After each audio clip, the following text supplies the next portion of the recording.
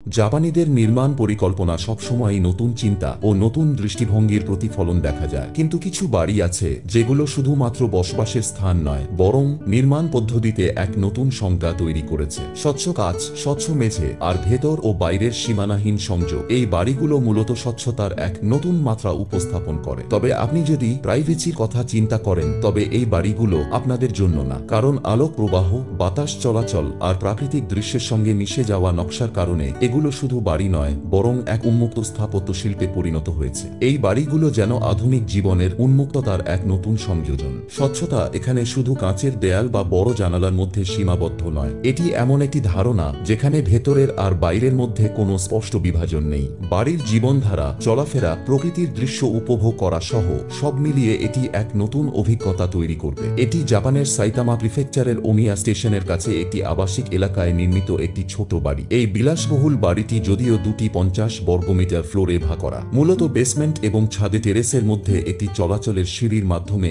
একে অপরের সাথে সংযুক্ত করা হয়েছে। এই বাড়ির ভেতর থেকে এবং বাহির থেকেও প্রতিটি ছোট জিনিস দেখা সহজ।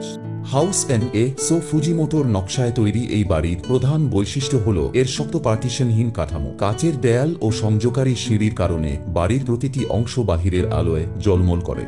ঢিলা এসএসকে কাঠের প্যানেল এবং বিমের সংমিশ্রণে তৈরি দেয়াল ও সিলিং দেখতে অসাধারণ। কাচের সম্মুখভাগের মাধ্যমে সমুদ্র আর পাহাড়ের দৃশ্য উপভোগ করার জন্য ডিজাইন করা হয়েছে। সিঁড়ি দিয়ে ভিতরে প্রবেশ করলে উপরে বেডরুম এবং বাথরুম দেখতে পাওয়া যায়। তবে আমি তো আগেই বলেছি, এই বাড়িগুলো যারা প্রাইভেসি খুঁজে তাদের জন্য নয়।